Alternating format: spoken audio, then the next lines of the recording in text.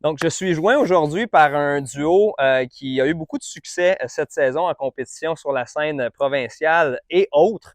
William Blanchard, accompagné de son coach Louis Bourgeois, en direct du club de golf Le Blainvilliers. Puis ce que je veux mettre en lumière aujourd'hui, c'est que, vous savez, on a une chaîne YouTube qui est garnie d'informations théoriques, techniques. Mais moi, en tant qu'enseignant, quand je travaille avec des élèves, ben, on se doit de porter un chapeau différent, celui du coach, puis l'élève doit devenir un joueur. Ce que Louis et William ont fait d'une manière exceptionnelle dans les dernières années.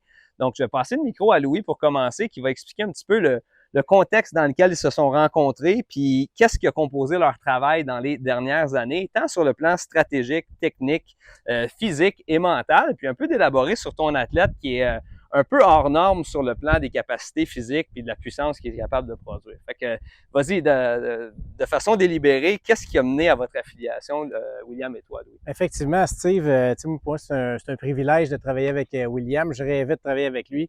Je le voyais frapper des balles. Ça fait longtemps qu'on compétitionnait. J'ai déjà donné une formation pour la PGA du Québec.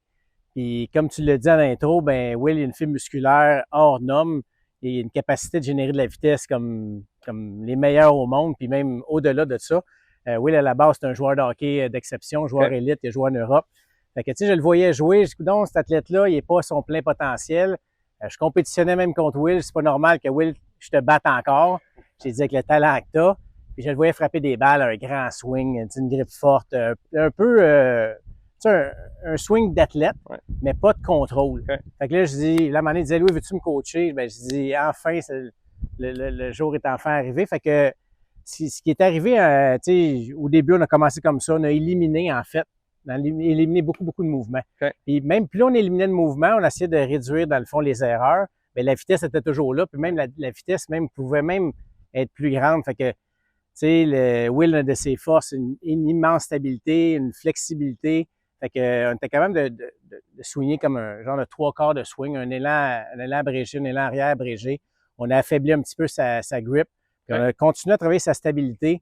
Puis on a travaillé beaucoup sa position à l'impact. Parce que Will est grillé de jambes, l'athlète est déjà développé, puis là, c'était de l'amener à être un peu plus méticuleux dans son approche. Exact. Question de déposer des pointages plus bas sur la carte avec son crayon versus de simplement frapper la balle au bout du monde, ce qu'il fait encore d'ailleurs.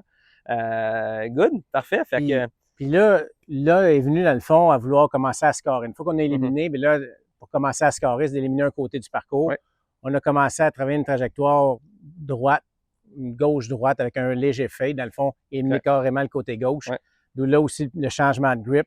Puis Will était quelqu'un qui pouvait l'échapper de tout bord, de tout côté, surtout à gauche. Jouer un gros draw. Fait qu'on a éliminé ce petit mouvement, ce gros crochet qui était gros crochet intérieur. Et puis, en minimisant le swing, puis en travaillant beaucoup la rotation du corps, dans le fond, pour arriver avec une position à l'impact, les mains en avant, pour plus qu'il soit, dans le fond, un laisser-aller de la tête de bâton qui était beaucoup trop hâtive. De faire usage des plus gros muscles pour contrôler la face versus les plus petits qui peuvent un mot d'ordre, c'était de faire un gros chip ou presque, aucune action des mains, puis juste de tourner le tronc. Puis de là est venu, dans le fond, de travailler le fade, puis baisser la balle aussi en ayant les mains. Dans le fond, ça, on a fait, c'est notre plus grande réussite, d'avoir exactement la position des mains à l'impact qu'on voulait dès le début. OK, super. As-tu objection de frapper quelques balles pour nous? Puis de là, bien, on va te poser quelques petites questions. Naturellement, moi, je suis nouveau dans ton entourage, donc je suis curieux de savoir qu'est-ce qui fait en sorte que tu es deuxième à l'ordre de mérite de la PGA du Québec. Première victoire pro avec un 67 au Continental à Sorel. D'avoir abaissé tes pointages moyens de 76 à 73 à 71 cette année. Ça va assurément au-delà de la technique, mais pour débuter, de voir de quelle façon est-ce que vous avez travaillé à raffermir un petit peu ton élan puis d'établir un plan stratégique pour tes compétitions. En fait, c'est vraiment d'avoir, qu'est-ce qu'on a travaillé beaucoup cet hiver. En fait, c'est vraiment cet hiver qui a débloqué. En fait, c'est vraiment on a pratiqué un coup. Une balle de gauche-droite puis de garder la balle en jeu. En fait, c'est vraiment ça qui m'a permis d'avoir des bonnes performances cet été. C'est de frapper un cut. OK. Fait qu'on frappe un cut dans le cas de William. Ce qu'il mentionne, c'est d'éliminer trop d'outils dans le coffre, puis de faire usage de certains coups principaux, puis de bâtir un plan de performance autour de ça. Good!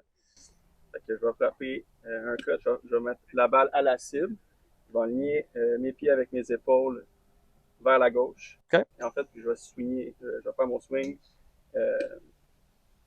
en ligne avec mes pieds et mes épaules. OK. Donc, on dévie la ligne un peu à gauche de l'objectif pour justement éviter de manipuler le bâton puis de frapper la balle avec un mouvement similaire d'un élan à l'autre.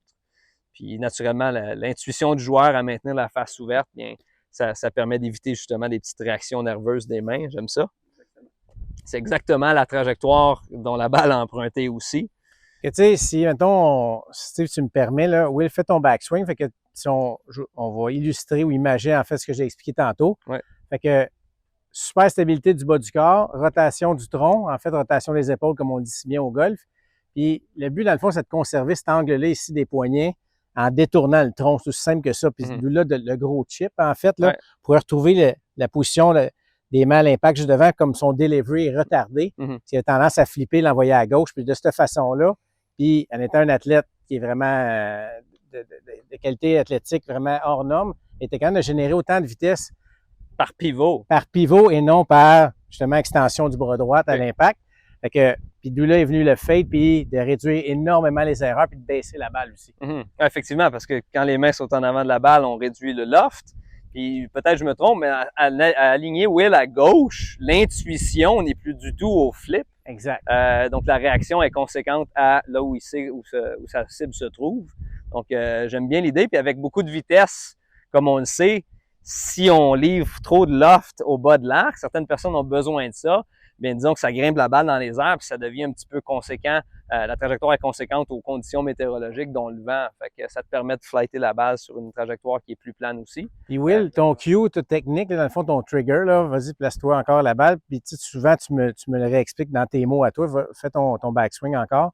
C'est comment tu amorces ton downswing souvent? En fait, c'est vraiment d'aller, avoir le feeling d'aller frapper la balle avec mon rond de grip. Okay. C'est vraiment ça, puis de tourner les épaules au maximum. Puis malgré ça, la tête de bâton rejoint la balle, mais avec un minimum de relâchement hâtif. OK, super. Super. On y va pour une autre. Quel bâton frappes-tu dans le moment? Par 7. Même chose. La face du bâton vers la cible. Donc légèrement ouverte à la position de tes pieds, puis du reste du corps, l'alignement des genoux, des hanches, des épaules. On frappe avec le bout de la prise. Balle va sur une trajectoire plane avec un mini évasion vers la droite. Superbe, le vent l'a retenu en fin de trajectoire. Good. Moi, ne connaissant pas à 100% ta prédisposition physique, mais voyant ton élan, je vois que le bâton ne rejoint pas parallèle au sol, mais presque, malgré des hanches puis des jambes qui ne travaillent pas beaucoup en rotation. Fait que je suis curieux, j'aimerais juste faire un mini test pour valider de ta mobilité thoracique. Parce que je sais pas si à la maison vous connaissez, mais TPI, Titleist Performance Institute, c'est une instance qui est très légitime dans le golf. Puis le nerf de la guerre de TPI, c'est d'apprendre à connaître la prédisposition physique des gens pour comprendre pourquoi ils bougent comme ils bougent. Fait que moi, je trouve ça impressionnant que le bâton se rende quasiment en parallèle au sol avec très peu de mouvement de tes genoux et de tes hanches. Fait que ce qu'on va faire, on va placer les pieds collés. À l'intersection ici, on a deux baguettes qui forment des angles de 90 degrés. Donc, 45 dans une direction puis 45 dans l'autre. Les genoux vont être près l'un de l'autre. William est grillé de cuisses, fait que c'est plus difficile de garder les genoux ensemble. Tu vas prendre le manche de bois puis le placer derrière toi. On va maintenir un appui entre chacune des omoplates, puis le manche de bois. Puis, au moment où tu es prêt, tu vas produire des rotations thoraciques à gauche et à droite en essayant de garder les genoux le plus près possible l'un de l'autre. Donc, on envoie ça en arrière. Puis, on tourne autour de notre colonne verticale. Parfait. On revient au neutre. On y va à gauche maintenant. Puis, je suis dans le chemin de William. Donc, sa rotation thoracique, elle est hors norme. La plupart des gens que j'ai l'occasion d'évaluer, leur rotation thoracique va stopper à 45 degrés et des fois moins. Donc, William a la capacité d'aller beaucoup plus loin, alors qu'en position assise, le bas du corps ne peut pas travailler. Donc, vraiment, ça, c'est hors norme. Puis, un des joueurs de haut niveau qui a une prédisposition similaire, c'est Rory McIlroy. Chez McIlroy, c'est la même chose. Donc, quand il fait un élan arrière, on va voir que les genoux sont très, très larges. ayant accès à l'information quantifiée à son sujet, on sait que le bassin ne tourne pas beaucoup, mais le haut du corps tourne énormément. Donc ça, c'est quelque chose, c'est un don qui t'a été donné et on ne recommande pas ça à tout le monde. Donc il y a beaucoup de gens qui vont bénéficier de rotation de bassin, question d'aller chercher des positions un petit peu plus efficaces, puis qui va amener le joueur ou la joueuse à être plus puissante avec moins d'efforts. Mais clairement, Will, tu as une fibre très, très élastique dans le haut de ta colonne qui te permet justement de créer un effet de rebond qui est plus prononcé que la norme. Donc, c'est pour ça que le bâton va loin, malgré le fait que tu n'utilises pas beaucoup de rotation de hanche. Super, merci beaucoup. Donc, maintenant, sur le plan de la performance en compétition, ce qui est important aussi, c'est d'avoir une stratégie autour de ce qu'on connaît de nos trajectoires tendancielles. Fait au niveau de l'usage d'angle quand tu es sur le terrain, est-ce que tu as plus tendance à prendre le côté droit des termes de départ, côté gauche, souvent? Hein? Toujours côté droit, en frappant une balle gauche-droite. On veut éviter d'aller trop à droite, donc on veut partir la balle vers la gauche. L'angle est vraiment meilleur du côté droit du terme de départ. Ouais, puis ça aussi, j'imagine qu'intuitivement, ça te décourage d'utiliser de la fermeture de bâton, puisque naturellement, tu t'ouvres de l'angle vers la section à gauche. Exact. Good. Fait qu'il y a un plan de match, puis deux joueurs assez de renom qui ont bâti leur carrière au complet de cette manière-là, c'est Tiger Woods et Jack Nicklaus. La seule chose, c'est au niveau du bois numéro 1, Tiger, lui, avec l'ego très aiguisé, refusait de toujours opter pour son cut parce qu'il voulait rivaliser avec les longs cogneurs de la nouvelle génération, puis ça l'a mené plus souvent qu'autrement dans le trouble. On a entendu souvent Woods crier « four right » et des fois tourner la balle de l'autre côté, alors qu'il ne voulait pas accepter les 20 verges de moins peut-être qu'il séparait des autres loups. Donc, tu as cette capacité-là, ton fade avec le bois numéro 1 vole sur des distances qui s'apparentent à quoi environ? 300 verges, 305 dans les airs. Okay.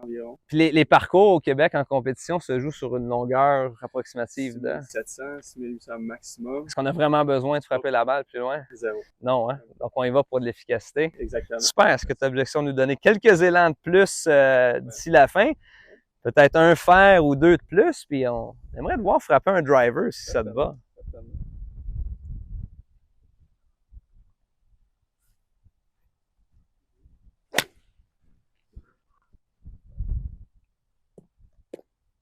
Donc, est-ce que la mentalité fade est toujours présente avec ton drive? Toujours présente. On a travaillé pas mal, même beaucoup son driver, travaillé sa confiance avec sa drive parce que vu que c'est une force, ça le sépare du reste du field des compétiteurs, il est tellement long que souvent, il joue pas le même, souvent, la plupart du temps, il joue pas le même parcours que ses adversaires, que c'est un grand avantage, surtout quand il arrive d'un tournoi de CPT, puis tu joues à Bonehead, puis le terrain avait 5200 verges, dans le vent, dans la pluie, dans le froid. Puis, tu sais, à cause de ces grandes distances, cette journée-là, ton driver fonctionnait super bien. Tu sais, des drives de 340, 350. Bien, je suis pas le même parcours que le reste du field. Puis à cause qu'il est tellement bon que son driver, puis j'ai tellement de vitesse, que là, je ne vais pas le limiter à dire, OK, on va prendre des Fire 4, on va se placer au milieu du fairway. Tu prends avantage de sa force. Au même niveau que le reste du field. Fait que c'est une des grandes qualités puis un des points qu'on a travaillé énormément avec Will. Fait que trajectoire tendancielle en fade, stratégie en prenant d'assaut les côtés droits des tertres plus souvent qu'autrement. Puis naturellement, c'est exponentiel. Si on frappe la drive plus loin que la plupart des co-compétiteurs, on frappe non seulement plus loin le bois numéro 1, mais on se retrouve à des endroits qui nécessitent des fers beaucoup plus courts, avec beaucoup plus d'angles au second. Et là, la proximité au trou, elle vient d'augmenter. Donc, c'est une belle recette pour pas terminer, la saison n'est pas finie encore, William, mais deuxième à l'ordre de mérite. Ça se fait pas en criant ciseaux.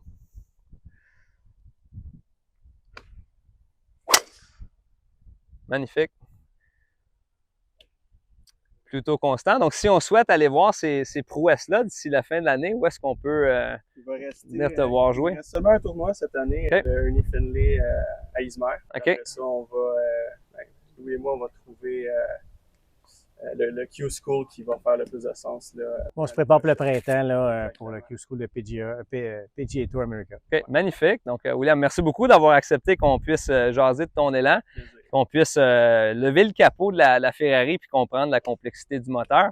Puis pour vous à la maison, on va faire une analyse encore plus spécifique puisque William est passé dans notre laboratoire au Mio Club à mon académie, c'est-à-dire on l'a passé en captation optique avec un système qui s'appelle Gears et on a ressorti de l'information reliée à la cinétique, c'est-à-dire l'usage du sol que Will fait.